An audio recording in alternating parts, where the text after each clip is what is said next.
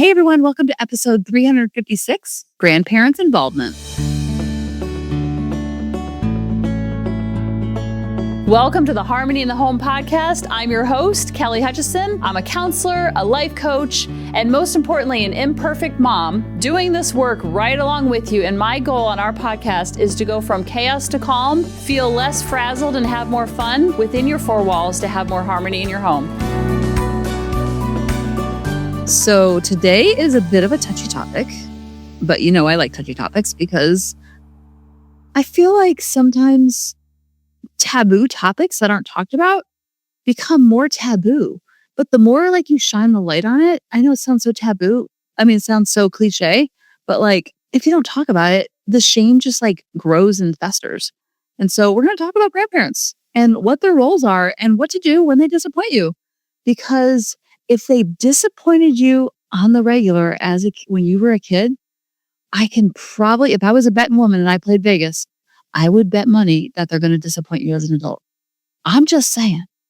So we're going to get into that. But before we do, I want to tell you about this underground world that I have found. It's not really underground. I guess I don't know if I'm the only one that didn't know about this. My podcast producer knows about it. And I talked to like 10 people and no one seems to know about it. And I have fallen into it and I've fallen in love. And you know what? If I fall in love with something, I share it with you.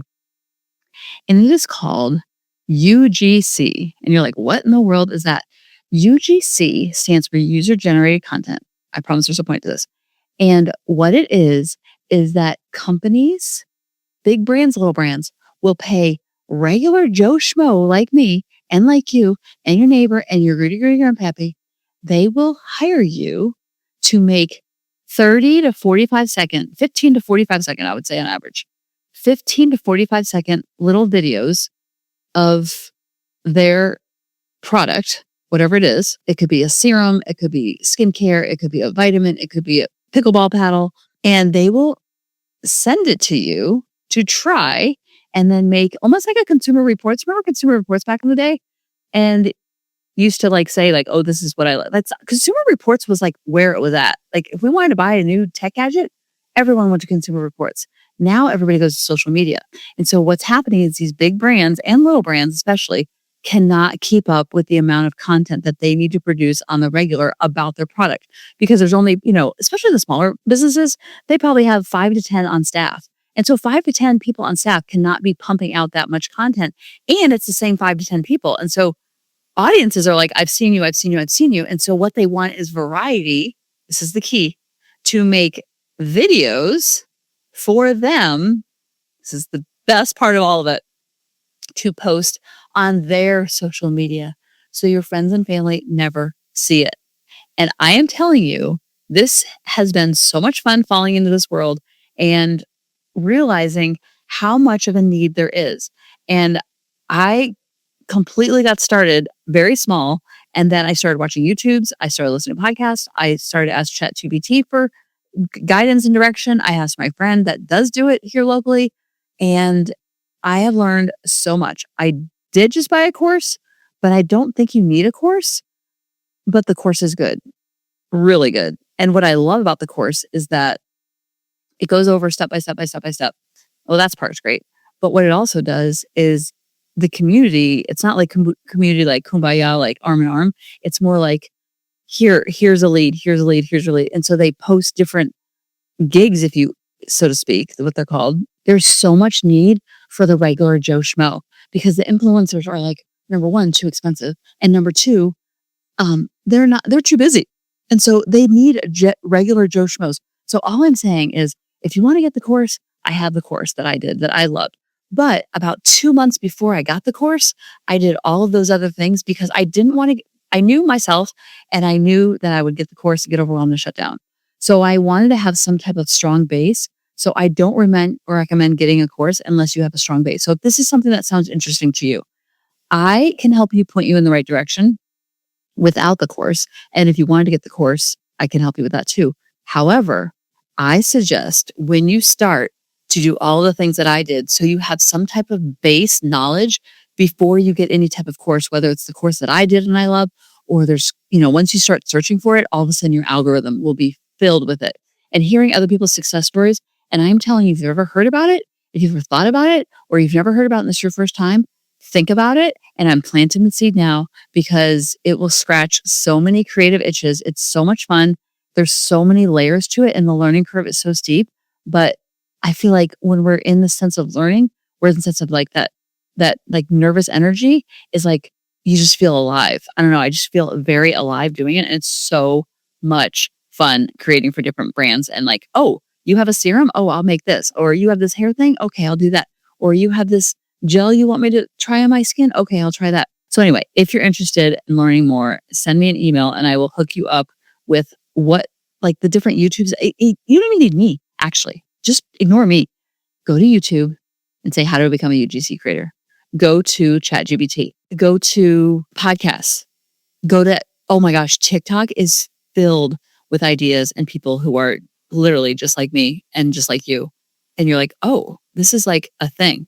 So I just have to tell you about it because it's like, it's setting my like heart on fire and I'm so excited. And I also very excited because I need some type of like pickleball is great and it's a great distraction and I will be doing that like crazy. And I wanted something more when Lily goes to college, which is literally like, we're like in the double digits of when she leaves for college. And I know it is going to leave such a gaping hole. So I want I want action. Like I can only play so much pickleball before my body shuts down. I can only run so many half marathons. I can only channel that, I don't want to say sadness, but just like that life-changing event so much. And so I'm trying to get like different hobbies. I'm trying to bake more. I'm trying to, when we go to family events, instead of just bringing the regular appetizer that I usually bring, I'm trying to be more creative in the kitchen and just to have different outlets and different passions and different hobbies and jobbies that are going to not fill the gap because I don't want to fill the gap because I want to feel the gap, but to kind of offset the gaping hole that I'm going to feel when she leaves for college. And I'm so excited for her at the same time. Like both things can be existent at the same time, but our four walls are so magical because of the four of us. And like, it gets me emotional thinking about it. The band breaking up. Look at me. I'm tearing up because I feel like it's going to go down from 4 to 3. And obviously we're going to talk every day and we're going to see her regularly and all that stuff. But like just the empty room and just the day to day, because she's home a lot and she loves being home and we love when she's home. And yeah, she's busy with school and work and her friends and all that stuff. But I feel like she makes such a priority to be home, to spend time with us and family dinners and church together and like all of that. Like, what? How am I going to like pivot, So I have to like do so much my management around it. Like I'm getting emotional thinking about it. Okay, this is getting embarrassing. All right, I'm not going to pause it, but I just want to let you know about it. And that's one of my motivations is to have a creative outlet and some type of where to put that energy because I don't want to lay in bed. I don't want her to worry about me. I don't want to be like, oh my God, mom's so sad. Like, yeah, I'm sad, but I'm also equally as happy for her. And she has worked so flipping hard. Sorry, I'm screaming at you. To get where she is and the accomplishments that she's got and to get into her dream school that she wanted to go to so desperately. Like it was like the greatest joy ever to see her get into the school of her dreams. Like she had one choice and it was FSU. And then she had the second choice was like a distant second. And then she had a third and then she had a fourth. People would be like, okay, you want FSU, but what's your second? And then she'd be like, meh.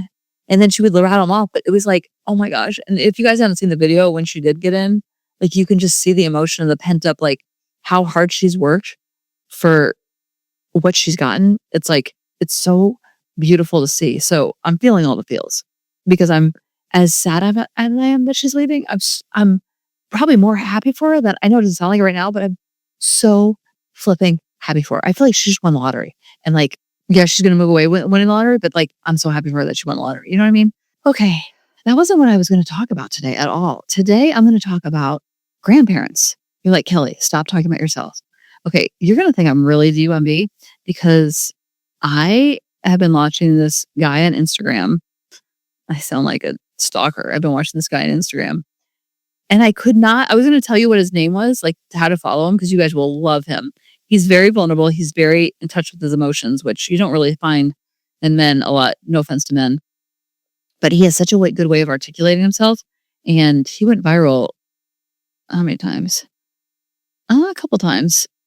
And that's how I found him but it's all about, he had from his POV, I obviously don't know him, had a really rough childhood and neglect. I would say, I don't know what happened, but the way he talks, it sounds very neglectful.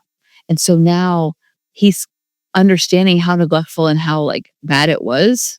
I don't know if the bad's the word, how neglectful it was because he's had his own kids and he cannot imagine neglecting his kids the way he was neglected. And I'm just going to say neglected because I have no idea. When I say no idea, I mean, I have no idea what happened to him as a child, but he talks about it a lot and he does such a good job. And so why you're going to think I'm a dum-dum is because I was going to go tell you his name. And I was like, is his name Adam Rory? Like I kept saying Adam. I'm like, Adam Rory. And then on Instagram, it's one long word. His name is not Adam. I thought his name was Adam McRoy. So I was going to be like, hey guys, go follow Adam McRoy. His name is a dad named Roy. ADADNAMEDRORY. That's like I was reading when I was like 5 years ago when I should have already known how to read. I would not understand how it was talking about the uniformed officer, and all I kept reading was uninformed officer. I don't know. I think it'll tonight. I think it's UGC. I'm having so much fun with it. I'm just like so giggly and so like punchy because I am thinking about it nonstop, and I'm like having so much fun with it, and so it makes me like extra giggly. Anyway, his name is a dad named Roy, and he talks about his parents not being there for him emotionally, I would say, and now they are trying to be there for his kids, and he thinks it's very performative, and he's like, "What's the point? Like, what are you doing?"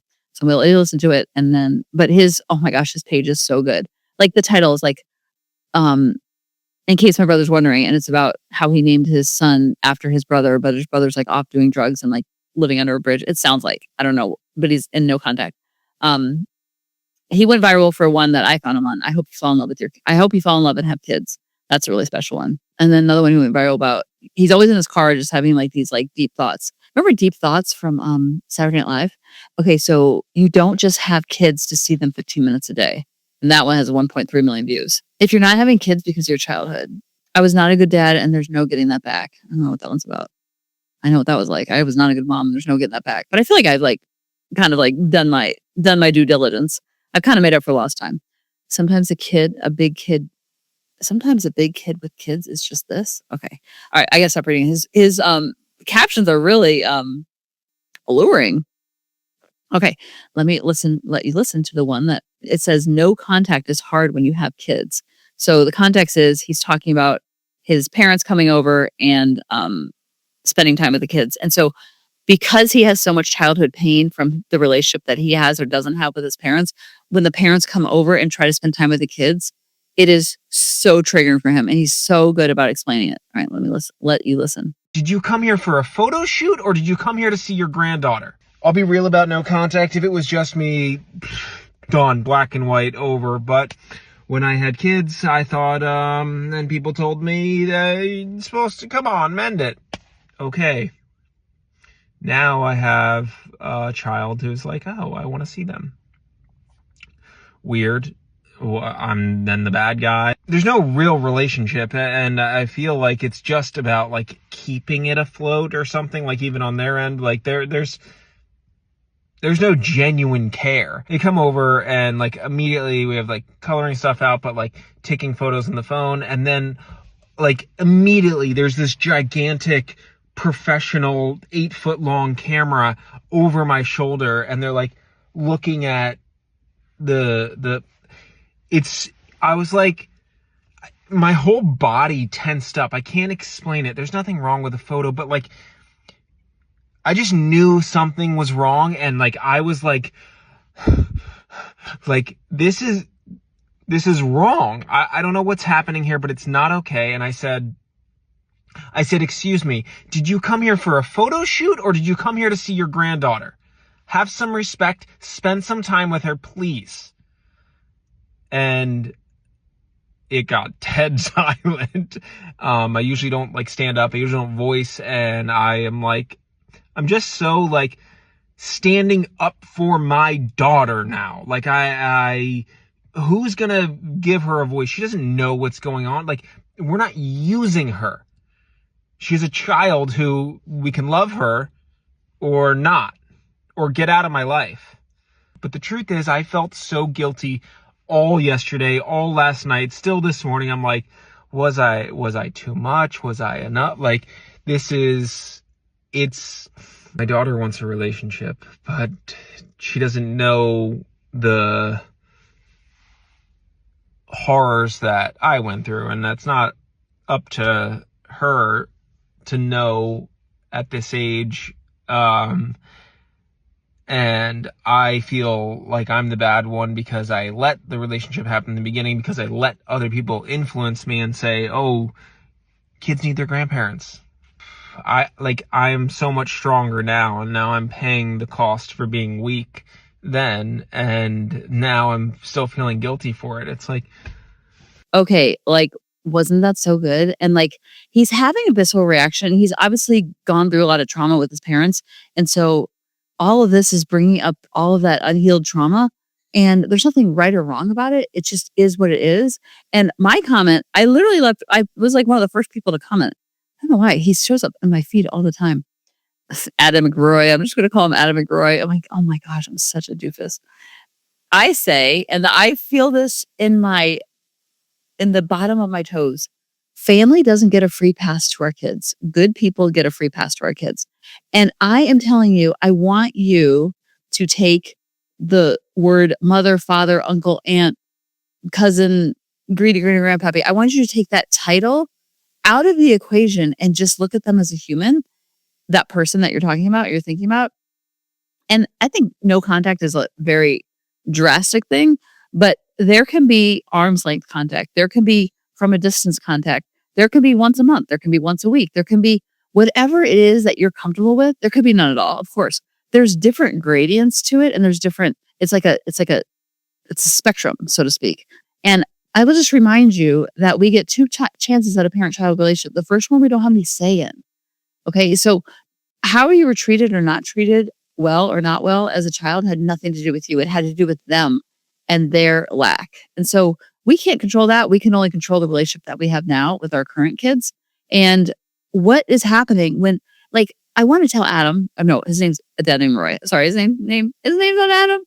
What I want to tell him more than that, I just want to like sit him down and like, listen, Linda, you know, that thing. They are not loving the grandchild because performative, yes, but they don't know how. So like, they don't know how to do anything other than to take the picture and to like feel good about, you know, posting on social media and I'm a wonderful grandparent and stuff like that. But I will tell you, it is 9 out of 10 times the fact that if your parent was neglectful to you as a child, then they're going to be a different type of neglectful to their grandchildren. And so instead of going back over and over and over and expecting different results, which is literally what the brain does. People say it's insanity, but literally the brain does it because the brain likes patterns. And when our kids ask for our grandparents, and if they're not good people or they're not good influences, or there's just too much tension to have them in their life, that's okay to have them at arm's length because they don't get a free pass. They don't get to cut the line. Good people get to cut the line. And I love the comments and Mindy says, if they weren't good parents, they're not going to be good grandparents. I did have someone I worked with and they said their parents were the opposite. They were really, really bad parents and they were awesome grandparents because they didn't have an ego as grandparents. So they could be like, oh, I can come and go. And so that was really triggering for the client for a different reason, because let's like, okay, that's great. You love my kid. And I'm so thankful. But like, where was this when I was growing up? You know what I mean?